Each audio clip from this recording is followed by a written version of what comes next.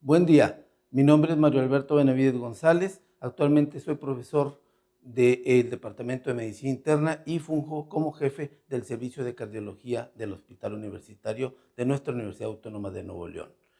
El día de hoy vamos a tratar el tema de hipertensión arterial, la cual va a estar dividida en dos partes, parte 1 y parte 2, y daremos inicio a la parte número 1. Como todos sabemos, la hipertensión arterial requiere una definición y esta a través del tiempo se ha establecido una definición cuantitativa que es a partir de las cifras de presión arterial de 140 de presión arterial sistólica y 90 de presión arterial diastólica. Sin embargo, desde hace más de 10 años se establece que la definición de hipertensión arterial no es solo la elevación de la presión arterial, sino que es un síndrome cardiovascular progresivo, complejo y multifactorial que origina cambios funcionales y estructurales cardíacos, vasculares y renales, de acuerdo a la Sociedad Americana de Hipertensión Arterial desde el 2005. Esto establece que la presión o tensión arterial es el mecanismo físico que se requiere para la circulación, en este caso arterial, para poder mantener una perfusión adecuada en los órganos para poder llevar a cabo su función global. ¿Y cómo se establece la cifra de 140-90? Esto es en base a estudios preliminares o estudios previos a través, por ejemplo, del Pooling Project, en el cual establece, como aquí vamos a ver, presión arterial sistólica, ¿verdad? Que vamos a tener una presión arterial sistólica a partir de 140 milímetros de mercurio, va a tener un incremento en el riesgo coronario, mientras que la presión arterial diastólica a partir de 90 se incrementa el mismo. Por esa razón, en base a este factor de riesgo se establece la cifra a partir de 140-90. Esto es importante porque si sabemos la presión arterial tiene un comportamiento circadiano y tiene un comportamiento cronológico a través de la edad. Si nosotros viéramos el rubro de mortalidad por enfermedad coronaria y mortalidad por enfermedad vascular cerebral y ligáramos la presión arterial sistólica, vamos a ver que independientemente de la edad, prácticamente vamos a tener un incremento progresivo, o sea, incrementos de la presión arterial sistólica asociados a incrementos en la edad van a tener una uniformidad en su incremento en el riesgo de enfermedad coronaria y enfermedad por mortalidad vascular cerebral. Esto es importante. Las arterias, como todos sabemos, tienen tres grandes capas. De adentro hacia afuera, una capa íntima o una capa endotelial, una capa media, que es principalmente muscular, con un espacio aparte subendotelial, y una parte externa o adventicia que lleva como mecanismo principal llevar la inervación y la irrigación del mismo vaso sanguíneo. Si nosotros los viéramos en un comportamiento, tanto en los hombres como en las mujeres, vamos a tener que a través de la edad, vamos a tener un incremento progresivo de la presión arterial sistólica, mientras que la presión arterial diastólica tiene un incremento hasta los 50-59 años de edad, y tanto en el hombre como en la mujer vamos a tener una disminución de la misma hasta los 80 años de edad que está estudiado, motivo por lo cual hay una separación entre la presión arterial sistólica y una presión arterial diastólica. Esto se llama una presión diferencial más amplia. Como todos sabemos, los vasos sanguíneos tienen una capacidad de complianza, una capacidad de adaptabilidad, en el cual vamos a tener una regulación de relajación y de contracción. Cuando el vaso es capaz de relajarse, se llama que es un vaso que tiene complacencia. Habitualmente esto se ejerce durante la sístole y durante la diástole tiene un fenómeno de reestructuración. Y esto, la presión de pulso, como nosotros vemos acá en la parte, ¿verdad? De abajo, vamos a tener una incorporación de una curva bastante adecuada, que tiene una curva sistólica y posteriormente una curva diastólica. Mientras que en el vaso no complaciente, que caracteriza al paciente hipertenso, vamos a tener rigidez de las paredes arteriales, tanto en la sístole como en la diástole, y esto tiene un impacto en la medición de las presiones y en la dinámica flujométrica. Todas las enfermedades en medicina, y la hipertensión arterial no es la excepción, van a tener un factor etiológico.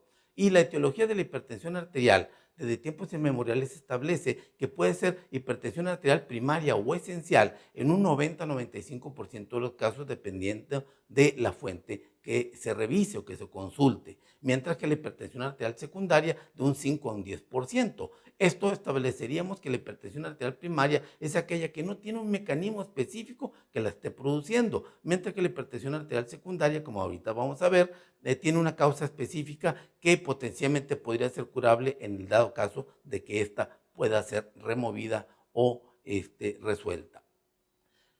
Como vemos, la hipertensión arterial primaria o esencial es la más común de las hipertensiones que nosotros vamos a ver, mientras que la secundaria tiene algunas subdivisiones. Una de ellas son congénitas y son adquiridas. De las prototipos de enfermedades congénitas que producen hipertensión arterial está la coartación de la aorta. La coartación de la aorta es una oclusión, es una estenosis, es una disminución del calibre de la aorta inmediatamente después de su callado, y esto puede condicionar una alteración en la circulación que va a condicionar hipoperfusión de las arterias renales y por ende desencadenar un mecanismo de hipertensión arterial. Al mismo tiempo, este fenómeno obstructivo condiciona un incremento de volumen y de presión en la porción proximal, motivo por lo cual podríamos tener mediciones de la presión arterial asimétricas en ambos brazos, como por ejemplo al rato lo vamos a comentar. Hipoplasia de la arteria renal es importante también como un factor congénito que puede condicionar hipertensión arterial por hipoperfusión renal y desencadenar el sistema renina-angiotensina-aldosterona. Riñones poliquísticos, pues, exactamente igual, en el cual la matriz renal se ve sustituida por elementos multiquísticos que van a condicionar una hipoperfusión y también una sobreactivación del sistema renina-angiotensina-aldosterona. Dentro de las causas adquiridas tenemos varias y estos también se pueden subdividir. Una de ellas son las causas endócrinas, específicamente el feocromocitoma, una tumoración, en este caso de la glándula suprarrenal, en el cual va a condicionar un aumento de volumen, una hiperactividad, en este caso de catecolaminas, y esto poder producir hipertensión arterial. El síndrome de Cushing también, como todos conocemos, es una afectación de la glándula suprarrenal que va a condicionar una alteración, en este caso de las porciones corticales de la misma glándula y condicionar como parte de este síndrome hipertensión arterial. Aldosteronismo primario también es una afectación, en este caso de glándula suprarrenal, que va a condicionar una alteración en el metabolismo, en el mecanismo de eliminación de sodio, y esto va a tener como consecuencia hipertensión arterial. Acromegalia es una afectación o tumoración de la glándula pituitaria o glándula hipofisiaria que va a condicionar también como parte de su síntoma hipertensión arterial. Y el hipertiroidismo también va a condicionar hipertensión arterial en base a su estado hiperkinético. Hay causas adquiridas renales, como es el caso de la estenosis de la arteria renal, en el cual por un mecanismo habitualmente aterosclerótico puede tener una oclusión desde su inicio hasta la porción distal de la arteria renal y puede condicionar una placa aterosclerótica que esta va a condicionar una hipoperfusión renal. También puede haber una estenosis de la arteria renal, no precisamente como tal, sino por fibrosis retroperitoneal y esto tener un mecanismo de tracción de la arteria renal y condicionar también la misma hipoperfusión.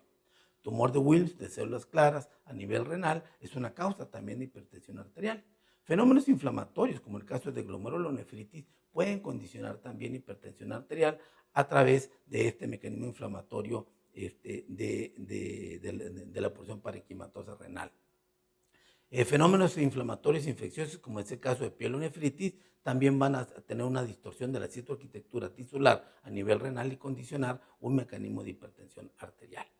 Hay causas adquiridas por efectos medicamentosos, pero específicamente por corticosteroides utilizados tanto como inmunosupresión y tanto de un punto de vista de un elemento, vamos a decir, estético o un elemento para incrementar su capacidad aeróbica o capacidad atlética en algunas personas, pueden condicionar esto, hipertensión arterial. Medicamentos anabólicos con el mismo origen o la misma utilización pueden condicionar exactamente los mismos. Y hay causas diversas que pueden producir también hipertensión arterial, dentro de los cuales una muy importante es la asociada al embarazo, en el cual estableceríamos principalmente la presencia, en este caso, de preeclampsia, en el cual es una enfermedad del tercer trimestre del embarazo que se caracteriza por hipertensión, por tener edema y por tener proteinuria. Si este cuadro clínico se acompaña de crisis convulsivas, ya la preeclampsia se convierte en eclampsia. Tenemos también casos como arteritis de Takayasu, en el cual hay fenómenos inflamatorios de la pared aórtica, tanto en la aorta ascendente como en la aorta descendente, y pueden producir posteriormente fibrosis y tener oclusiones segmentarias de la misma aorta y condicionar hipertensión arterial. Como vemos, las causas, principalmente la más frecuente es etiología primaria o esencial, que no se determina una causa específica, y las adquiridas, en este caso, o las secundarias, pueden ser congénitas y pueden ser adquiridas. Como todos sabemos, la presión arterial tiene un mecanismo regulador a nivel central, a nivel del sistema nervioso, a nivel del sistema GABA. Vamos a tener cambios metabólicos, vamos a tener cambios de neurotransmisión, vamos a tener cambios importantes a través de la placa neuromotriz y vamos a condicionar, en este caso, un estímulo central para generar una influencia sobre el sistema presor, en este caso, y poder nosotros tener un involucro de capacidad de relajación y de contracción vascular. Este movimiento que se tiene en las paredes de capacidad de adaptación junto con el volumen de sangre van a condicionar el estado de presión o tensión arterial y llegar posteriormente a lo que es la médula de todo esto, la porción medular de todo esto, que es llegar a tener una circulación capilar adecuada para poder llegar a tener toda su capacidad nutricional, su capacidad de oxigenación para llevar a cabo las funciones globales del organismo. Entonces, la presión arterial como tal tiene algunas particularidades y estas particularidades vamos a ver que existe la presión arterial sistólica o presión arterial máxima, como lo vemos en esta curva de presión arterial, mientras que la porción más inferior, ¿verdad?, es la presión arterial diastólica, que son las que habitualmente tomamos en una toma rutinaria de presión arterial o convencional. Sin embargo, recientemente se han implementado algunos otros parámetros, como es la presión arterial media. Hay otros elementos como la presión de pulso, que se requiere algunos elementos o alguna infraestructura más especializada para tenerlo. Hoy por hoy, todos los grandes consensos se establecen específicamente en presión arterial sistólica y presión arterial diastólica, que es a lo que nos vamos a referir. Todos sabemos desde tiempos inmemoriales que la presión arterial es la relación, en este caso, del volumen de sangre que pasa por una arteria y la capacidad del vaso de relajarse y de contraerse. Parte importante de esto, ¿verdad?, se estriba a través de la relación soluto-solvente. En una dinámica de fluidos, como vemos en el famoso esquema de riñón de Guyton, establece en verde cómo se comportan las personas normales y en rojo las personas con hipertensión arterial en lo que respecta a su capacidad de ingestión y excreción de sodio.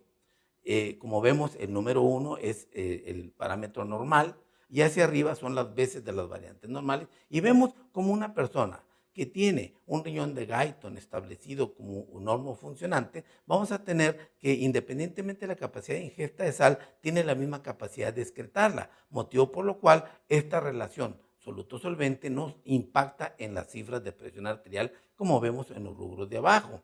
Sin embargo, si vemos en rojo como una persona con hipertensión arterial, entre más sal ingiera, este mecanismo de excreción no es tan libre como las personas normales y son las personas que se conocen como sensibles a la sal y por ende van a tener un efecto deleterio sobre las cifras de presión arterial. Entonces, de hecho, la ingesta de sal es un elemento deleterio para perpetuar la presencia y la evolución del paciente con hipertensión arterial.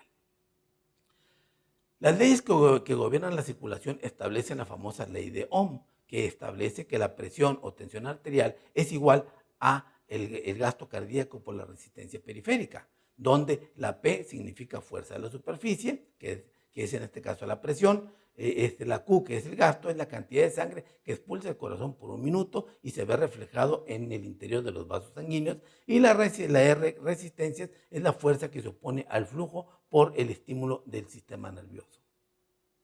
Vemos desde tiempos inmemoriales algo imprescindible para la comprensión de la fisiología y fisiopatología de la hipertensión arterial, que es la acción del sistema renina-angiotensina-aldosterona. Desde 1898 se empieza a describir parte de este esquema en el cual vamos a tener angiotensinógeno circulante y por medio de la renina que se va a formar cerca del glomérulo, vamos a tener una transformación de angiotensinógeno a angiotensina 1.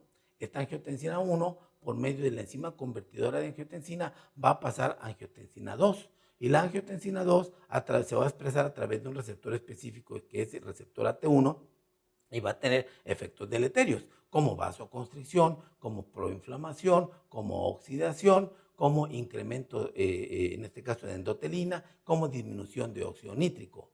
Mientras que al mismo tiempo que la enzima convertidora de angiotensina transforma angiotensina 1 a angiotensina 2, tiene un paso intermedio a través de una vía bradiquinínica, en el cual son sustancias vasoactivas, vasodilatadoras, en el cual va a tener sus fragmentos específicos, va en este caso fomentar la presencia del óxido nítrico y de prostaglandina E2 y va a tener efectos de vasodilatación, motivo por lo cual la modulación de la enzima convertidora puede tener la presencia de tos por edema de la orofaringe, como vamos a ver cuando veamos tratamiento de hipertensión arterial.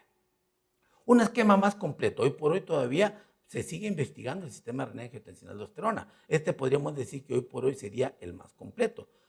Los niveles circulantes de angiotensinógeno van a ser convertidos a angiotensina 1 a través de la renina y como comentamos hace rato, la angiotensina 1 por medio de la enzima convertidora se pasa a angiotensina 2 y actúa a través de un receptor. Sin embargo, no es lo único. Vemos que posteriormente, al mismo tiempo, con la angiotensina 2 se refleja o se activa el receptor AT2, que es con vasodilatación, natriuresis y fenómeno antiproliferativo de una manera discreta. Posteriormente a esto, vemos cómo la angiotensina 1 puede pasar a angiotensina 1,9 a través de la enzima convertidora tipo 2, o puede pasar de angiotensina 1 a angiotensina 1,7 por los péptidos, en este caso, de endopeptidasa neural. Y de esa manera, angiotensina 1,9 puede pasar a 1,7 a través también de la enzima convertidora de angiotensina y a través de la endopeptidasa neural.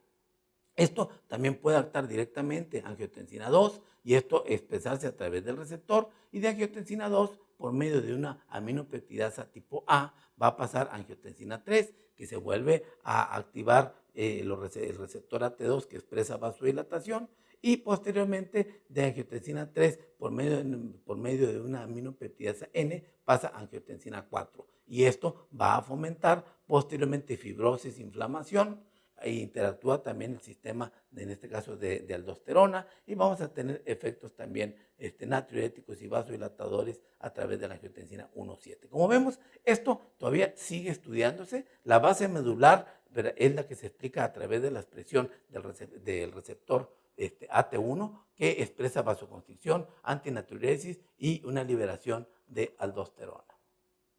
La presión arterial como tal tiene una actividad circadiana y esta actividad circadiana la da la actividad del locus coeruleus a nivel central, en el cual la liberación de catecolaminas va a estar ligada a través del día y de la noche, motivo por lo cual si nosotros vemos en esta curva en pacientes en rojo, pacientes hipertensos, y en amarillo, pacientes normotensos, vamos a través del día, vamos a tener una liberación ordenada de catecolaminas y posteriormente durante la noche a través del sueño vamos a tener una disminución importante de las catecolaminas, motivo por el cual vamos a tener unas cifras de presión arterial mucho más bajas durante la noche. Esto se llama efecto Dipper y esto caracteriza a las personas normales, mientras que las personas hipertensas este efecto se pierde y van a tener la misma perpetuación de hipertensión arterial por una liberación constante de catecolaminas incluso durante el sueño o incluso pueden tener hasta un incremento de las mismas. Entonces, como vemos, el día y la noche tienen que ver con el sistema de cronobiología de la regulación de la presión arterial a través de la liberación de catecolaminas.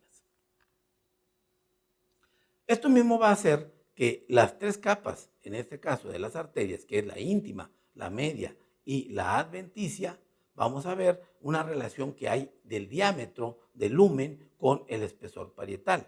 Cuando vemos una relación normal, como vemos aquí, en este caso a nuestra izquierda, vamos a ver una relación del espesor y radio adecuado. Sin embargo, cuando existe contracción del mismo, hay disminución, en este caso, del lumen. Mientras, y eso es un fenómeno normal, porque es un fenómeno de adaptación vascular. Sin embargo, cuando empieza a haber una sustitución, en este caso de la capa media, en el cual vamos a tener fibrosis, vamos a tener una distorsión de la citoarquitectura tisular, vamos a tener una sustitución de elementos miocíticos y no miocíticos, vamos a tener un aumento en el espesor de la misma, que trae como consecuencia una disminución en su capacidad de relajación y de contracción, y vamos a tener una relación del radio de la luz diferente en relación al espesor de la misma. Incrementos en la relación a base del espesor incrementan el riesgo de hipertrofia y por ende la perpetuación de hipertensión arterial. Vemos cómo la hipertensión o el incremento en la presión arterial tiene que ver con mecanismos también metabólicos, como es el caso de la resistencia a la insulina. Como todos sabemos, la gran pandemia es la obesidad central y en este caso también este sobrepeso. Vamos a ver que esto va a estar acondicionado o va a estar ligado a un incremento en la lipólisis y un incremento en ácidos grasos libres. Y esto va a contribuir fomentando dislipidemia tipo 4, mientras que la misma obesidad central se va a acompañar de una resistencia a la insulina, que esta por sí sola produce una vasodilatación atenuada y condiciona e incrementa las cifras de presión arterial, y al mismo tiempo la misma resistencia a la insulina produce hiperinsulinismo, que como característica va a tener un incremento en la retención de sodio, un incremento en la hipertrofia vascular y un aumento en la actividad simpática. Los tres contribuyen por sí solos para sumarse a el incremento en las cifras de presión arterial, y esto con el deterioro estructural y funcional. Recientemente se ha visto en los últimos 10, 15 años un elemento importante en la génesis de hipertensión arterial, que es, ¿verdad?, la apnea o hipopnea obstructiva del sueño. Esto realmente está bastante subestimado en el mundo, no se conoce realmente su frecuencia, y en México como país no es la excepción. Está subestimado este tipo de problema y es bastante frecuente, en el cual, ¿verdad?, por mecanismos de desplazamiento, en este caso de la orofaringe y de la lengua hacia la porción posterior, va a traer fenómenos de oclusión a través de la vía aérea, y esto condicionar hipoxemia y también una sobreactivación del sistema catecolamínico, motivo por lo cual esto mismo va a condicionar incremento en el peso corporal de las personas y por ende un estado catecolamínico activado, el cual es el mecanismo detonador de hipertensión arterial y perpetuar este mismo estado.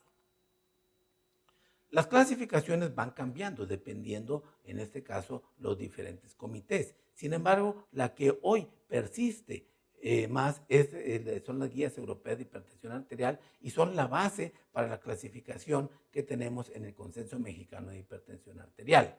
Vemos como en el bloque americano tenemos, en este caso, las guías del octavo comité conjunto y las guías más recientes del American College of Cardiology y American Heart Association, mientras que las guías europeas son bastante sólidas en la actualidad y nos permiten hoy por hoy poder establecer un mecanismo de clasificación, en el cual establece el rubro de hipertensión arterial a partir de 140 de presión arterial sistólica y a partir de 90 de presión diastólica.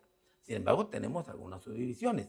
Dentro del contexto de normalidad, se establece presión arterial óptima por debajo de 120 de presión sistólica y por debajo de 80 de presión diastólica, mientras que la presión arterial normal intermedia sería entre 120 a 129 milímetros de mercurio de presión sistólica y 80 a 84 milímetros de mercurio de presión arterial diastólica. Y una presión arterial normal alta, que ya tiene un impacto en la morbilidad del paciente, sería a partir de 130 de presión sistólica, de 130 a 139 milímetros de mercurio, y presión diastólica a partir de 85 a 89 milímetros de mercurio.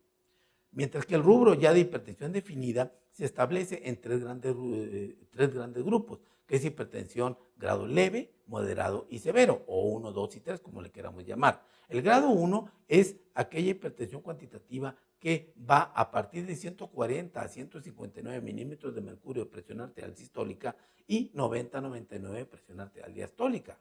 Mientras que el grado 2 o moderado inicia en 160 milímetros de mercurio a 179 en la presión arterial sistólica y presión arterial diastólica de 100 a 109 milímetros de mercurio.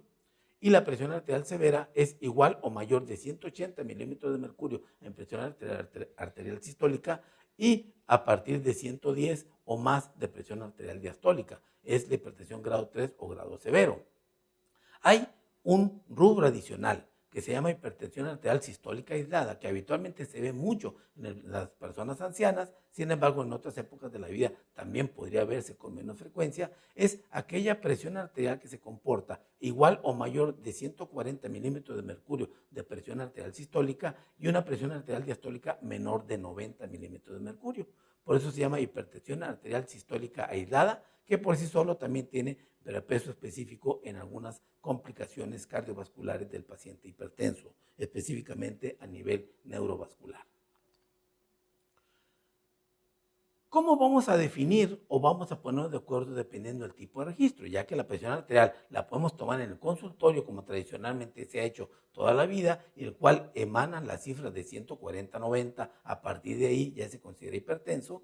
Sin embargo, si el paciente tiene algún dispositivo de medición autodomiciliaria con todas, de hecho, los problemas que esto pueda añadir por la calidad del dispositivo, por la metodología de la toma, se establece que a partir de 135 presión arterial sistólica y de 85 presión arterial diastólica, el paciente se considera hipertenso.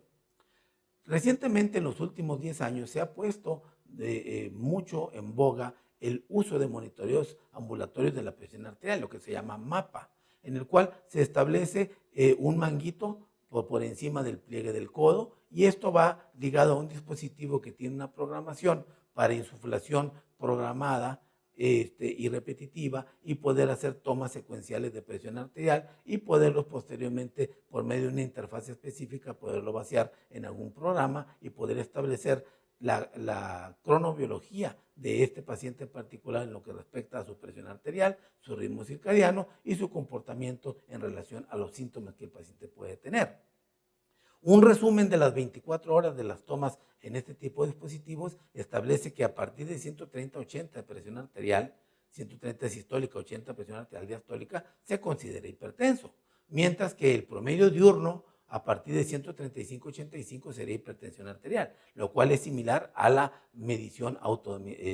automedición domiciliaria, mientras que la presión arterial nocturna, como explicaba con antelación, que veíamos la relación del fenómeno Dipper, en el cual la presión arterial normalmente tendría a bajar. Esto es importante en el porcentaje nocturno a partir de 120 milímetros de presión sistólica y 70 de presión arterial diastólica, el paciente se puede considerar hipertenso. ¿Cuáles son los factores de riesgo que determinan o se asocian al paciente hipertenso? Sin duda alguna hay determinantes genéticos. Si los padres fueron hipertensos, sin duda alguna la posibilidad de tener hipertensión arterial el resto de la vida va a ser mayor que el de la población general. También tendremos que ver el porcentaje de sensibilidad a la sal que tenga este paciente en particular. Algo muy importante en los últimos años es realmente el incremento en el índice de masa corporal. A mayor incremento de índice de masa corporal, esto va ligado a un incremento en cifras de presión arterial, tanto sistólicas como diastólicas. Y obviamente un ejemplo importante de esto es el síndrome metabólico, que desde hace un promedio de 15 años para acá se ha puesto muy en boga, o se ha hecho énfasis en la liga o la relación que existe entre el sobrepeso y la obesidad, con hipertensión arterial, con una resistencia a la insulina, con presencia, en este caso, de cifras de glucosa elevadas, y con un metabolismo del perfil lipídico anormal, con incremento de la cifra de triglicéridos y, en este caso, también de LDL colesterol. Entonces, sin duda alguna, estos son factores de riesgo que van a determinar o van a predisponer hipertensión arterial. La presencia de género masculino, sin duda alguna, es más frecuente la presión arterial en el masculino que en las mujeres. Y esto principalmente si el paciente tiene 55 años o más, es más frecuente, y las mujeres 65 años o más. El hecho del tabaquismo también incrementa la posibilidad de hipertensión arterial. La dislipidemia como tal, la glucosa en ayuno mayor, en este caso a 100 miligramos por decilitro, datos de obesidad, un índice de masa corporal igual o mayor de 30 kilogramos por metro cuadrado, una circunferencia en la cintura en hombres de 102 centímetros o mujeres de 88 centímetros condicionan también la posibilidad de perpetuar hipertensión arterial. Y obviamente antecedentes familiares o enfermedad cardiovascular prematura, menos de 55 años en hombres y menos de 65 años en mujeres. Hay algo importante a nivel del consultorio y a nivel de comprensión de la hipertensión arterial, que es el continuo cardiovascular. El continuo cardiovascular es una relación sencilla que podemos hacer de los factores de riesgo con el deterioro estructural y funcional de, en este caso, multiorgánico. Esto lo estableció hace muchos años el doctor Braunwald y posteriormente se fue modificando y perfeccionando por el doctor Victor So en el noreste de Estados Unidos y por algunas otras personas colaboradoras de ellos, en el cual se establecen factores de riesgo como diabetes, tabaquismo, en este caso edad avanzada, dislipidemia, sedentarismo, pero sobre todo hipertensión, como está marcado en rojo, como un factor de riesgo que va a condicionar aterosclerosis e hipertrofia ventricular izquierda en etapas más tempranas. Esto va a también tener un fenómeno de inestabilidad de las placas ateroscleróticas y producir fenómenos aterotrombóticos, y esto va a condicionar infartos de miocardio o eventos vasculares cerebrales. Esto condiciona también remodelación vascular, puede producir muerte súbita durante el infarto de miocardio, y si existe la remodelación, en este caso ventricular y vascular, vamos a tener una dilatación ventricular y en este caso disfunción cognitiva y una alteración estructural de los vasos sanguíneos. Esto va a condicionar insuficiencia cardíaca congestiva, enfermedad vascular cerebral perpetuada y en este caso también tener enfermedad cardíaca terminal, daño cerebral y demencia, muerte cardiovascular y cerebrovascular, y en el camino de esto una gran erogación de recursos desde el punto de vista económico y de servicios que a veces nuestras sociedades a nivel mundial no tenemos la capacidad de proporcionarlos a los pacientes. Al mismo tiempo, este continuo cardiovascular produce una disfunción endotelial. Esto produce una microalbuminuria, posteriormente una macroalbuminuria, proteinuria renal y enfermedad renal terminal, también teniendo como factores detonantes los factores de riesgo. Entonces, la intervención en cualquier momento de la cadena de eventos puede modificar la progresión de la enfermedad cardiovascular. Esto implica que un buen control de la presión arterial en el paciente hipertenso vamos a tener como lógica una disminución en el riesgo de alteraciones estructurales y funcionales. La historia natural del síndrome metabólico, como comentábamos, estos grandes rubros que son obesidad y sobrepeso, hiperinsulinemia, dislipidemia y diabetes mellitus, vamos a tener también, en este caso, la presencia de hipertensión arterial.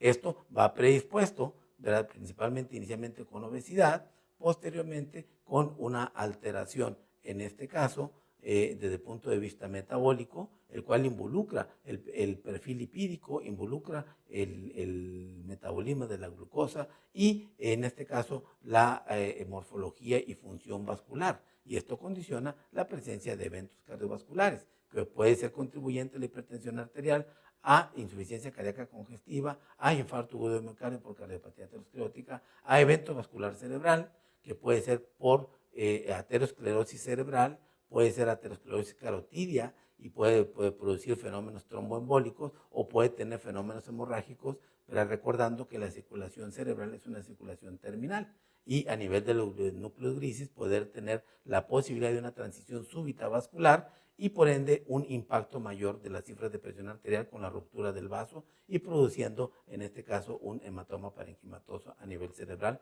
con todo el deterioro que esto implica. Y también por medio de macroangiopatía también puede tener insuficiencia renal crónica terminal. Entonces, como vemos, la hipertensión arterial va a ser piedra angular para factores de riesgo para un deterioro estructural y funcional a nivel cardiovascular y a nivel sistémico. Las cardiopatías en general, dentro de los cuales está implicada la hipertensión arterial, tiene una etapa como factor causal inicial.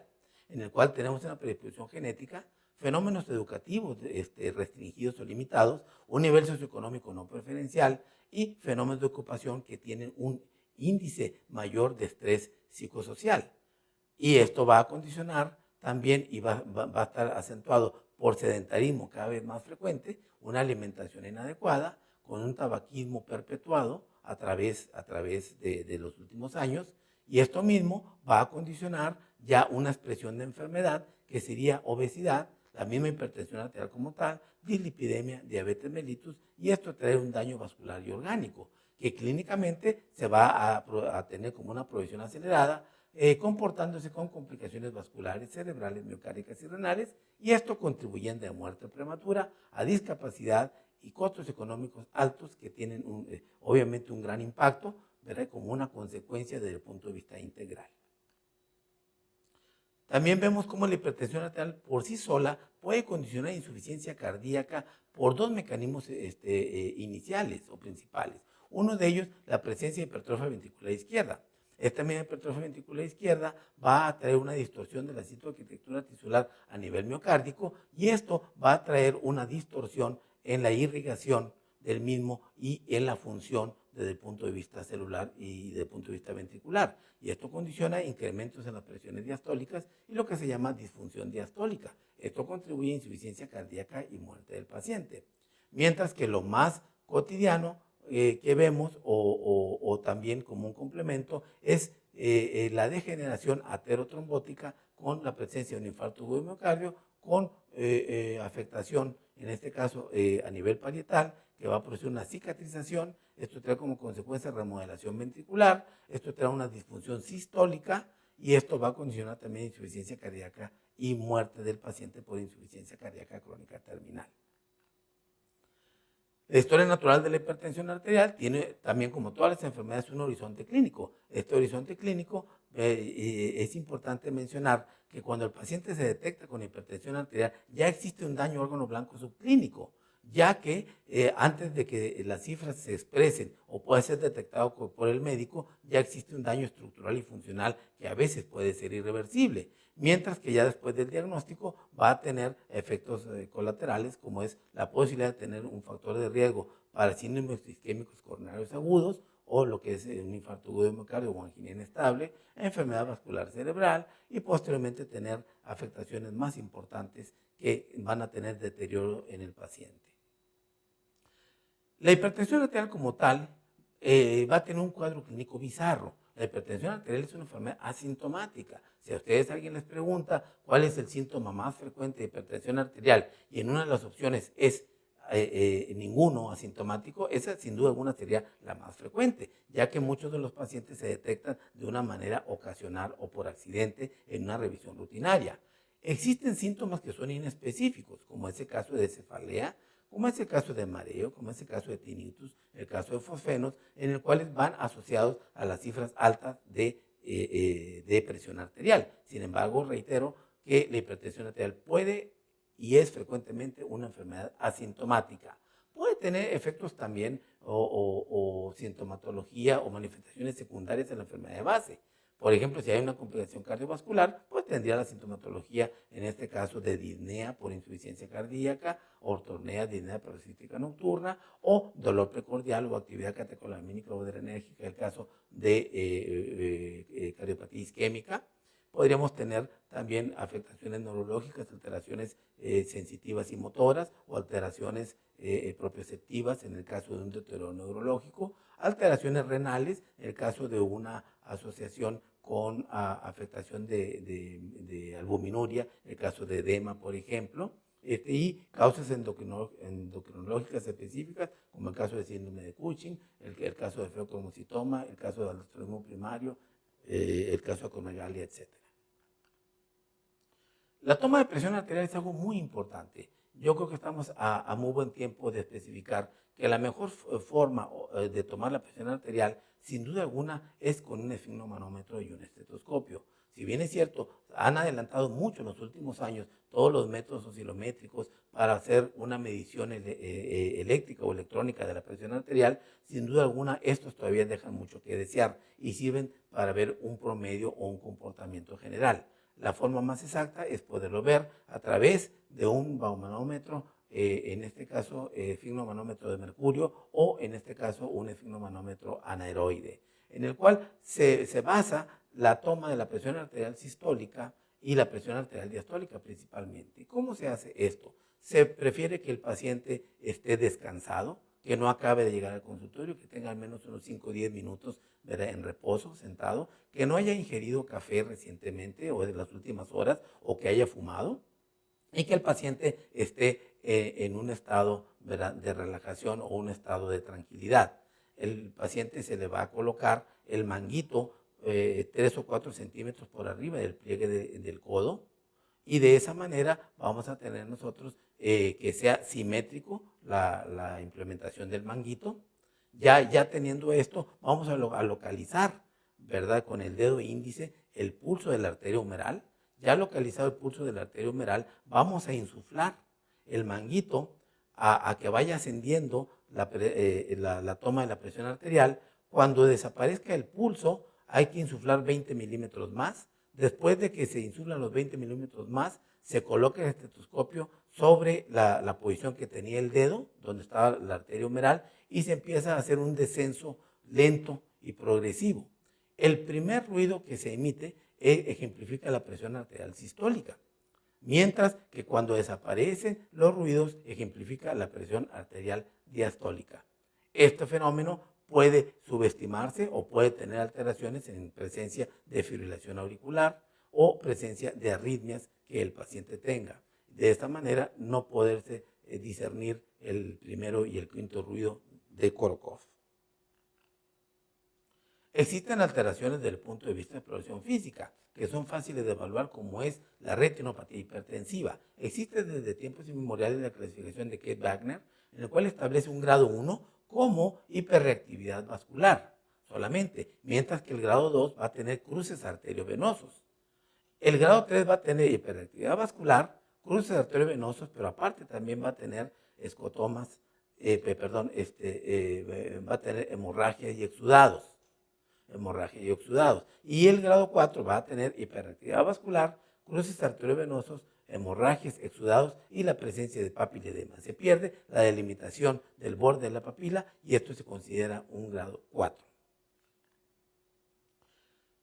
El resto de la exploración física va a depender si el paciente tiene o no alteraciones cardiovasculares. Si el paciente tiene insuficiencia cardíaca, podríamos ver un desplazamiento del choque de la punta hacia la izquierda, podemos ver la presencia de un galope ventricular o tercer ruido cardíaco. Si existe también insuficiencia cardíaca, podemos tener estertores crepitantes o subcrepitantes basales bilaterales en el caso del mismo. Podemos tener un síndrome de derrame pleural derecho en el caso de derrame pleural por insuficiencia cardíaca. Podemos tener edema de miembros inferiores si existe, en este caso, albuminuria o existe ya un síndrome de insuficiencia cardíaca congestiva global, en el cual existe hipertensión venosa sistémica también. Podemos tener hepatomegalia, si existe ya también una hipertensión hidrostática retrógrada, como vemos en nuestros pacientes. Sin embargo estaría supeditado no a la hipertensión arterial, sino a las complicaciones de la misma. Desde el punto de vista paraclínico, ¿cómo vamos a apoyar a estos pacientes?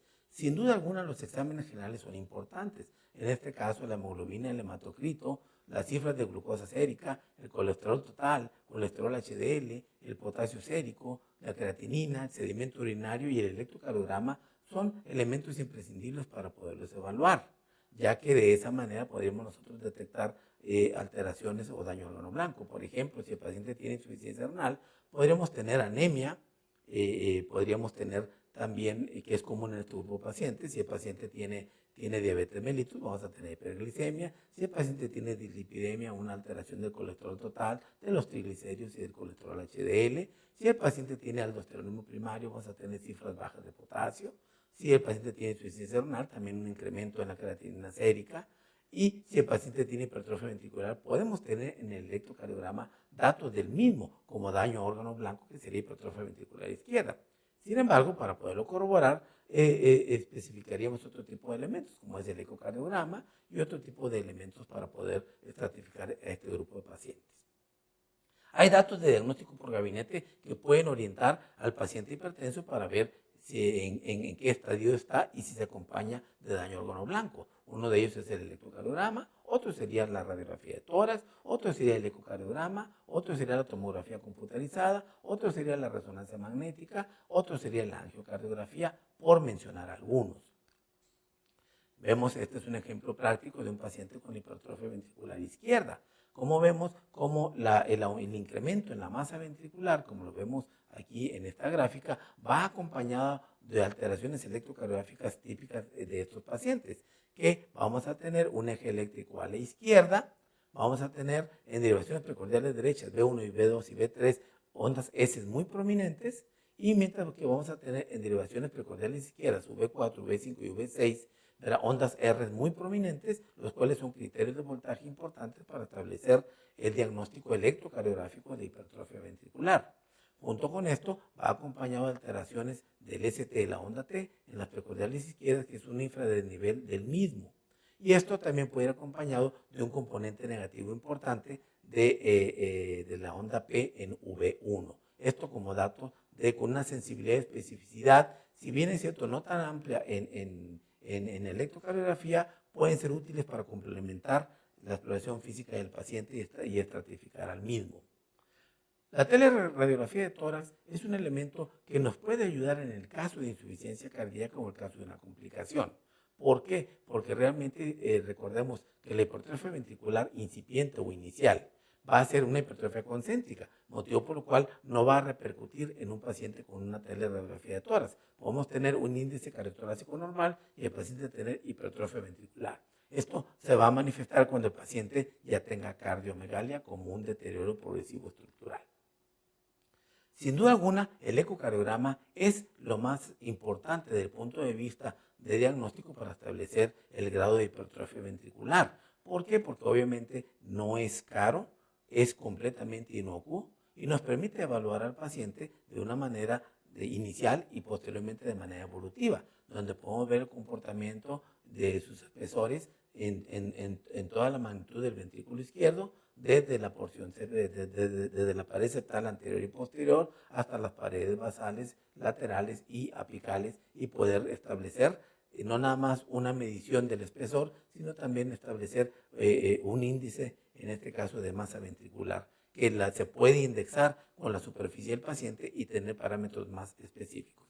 Incremento del índice de masa ventricular en los pacientes es un factor de riesgo adicional en el paciente hipertenso. Entonces, la hipertrofia ventricular por sí sola es un factor de riesgo y se considera daño a órgano blanco.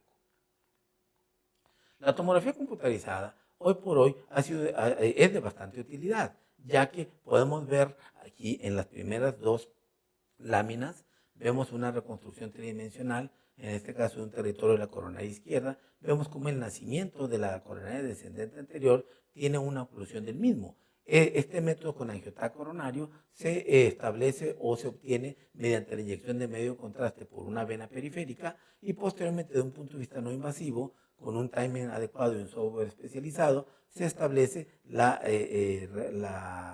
obtención de estas imágenes que tienen una sensibilidad y especificidad muy alta, como lo vemos en la última figura con una flecha en oscuro. Vemos que esta es una imagen del mismo paciente angiocardiográfica por la inyección de medio contraste a través del ostium de la arteria coronaria izquierda y vemos cómo tiene una similitud bastante cercana. Obviamente la tomografía computarizada es un elemento imprescindible hoy por hoy para la estratificación de posibilidad de complicación de riesgo aterosclerótico o aterotrombótico a nivel coronario en el paciente hipertenso, siempre y cuando esto se hace un enfoque individualizado. Angiocardiografía, hoy por hoy se sigue utilizando ya no nada más desde el punto de vista de diagnóstico, ya que llegamos a la angiocardiografía ya con un diagnóstico establecido. Sin embargo, es para corroborar los mismos datos y poder establecer o poder intervenir al paciente y lo que se constituye lo que es la cardiología intervencionista en algunas complicaciones aterotrombóticas, como es el caso del intervencionismo coronario. Nos permite ver también la valoración de ultrasonido intravascular y poder establecer el comportamiento de las placas ateroscleróticas, su volumen, su composición, su estabilidad y por ende establecer un factor predictor de estabilidad o inestabilidad, el cual va a incrementar el riesgo de este paciente. Como comentamos ahorita, en base a la clasificación europea, podemos establecer este cuadro que está emitido y que fue creado por la Sociedad Europea de Hipertensión Arterial y de Cardiología, en el cual establece en la parte superior los niveles de la presión arterial, los niveles de presión arterial normal alta, hipertensión grado 1, hipertensión grado 2, hipertensión grado 3, y a la izquierda vamos a ver los factores de riesgo de daño órgano blanco, y de esa manera puede establecer el paciente en un riesgo bajo, en un riesgo moderado, en un riesgo bajo a moderado, en un riesgo moderado alto, en un riesgo alto y en un riesgo muy alto. Entonces, de esa manera podríamos estratificar al paciente y verlo de manera evolutiva y poder tratar de disminuir el riesgo que este grupo de pacientes tiene.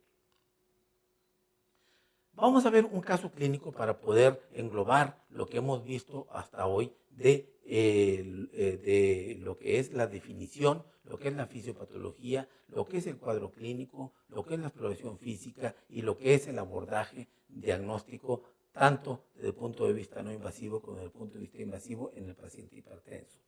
Vemos caso clínico número 1, paciente femenino de 52 años de edad, con cefalea intensa que acude a consulta encontrándose una tensión arterial de 180/110, cruces arteriovenosos en el fondo de ojo, índice de masa corporal de 32, o sea, elevado, glucosa en ayuno elevado también de 148 miligramos por decilitro y colesterol total de 250 miligramos por decilitro. Como vemos, es un paciente que tiene varias afectaciones.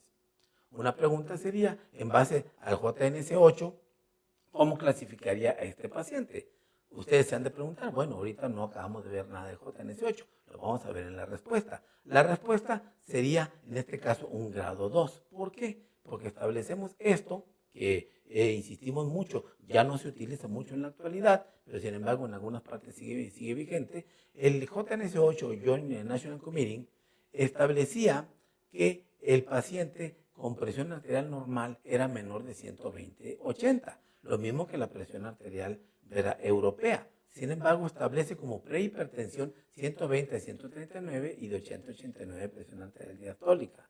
Y mientras que se ponía como estadio 1 a partir, en este caso, de 140/159 y de 90/99.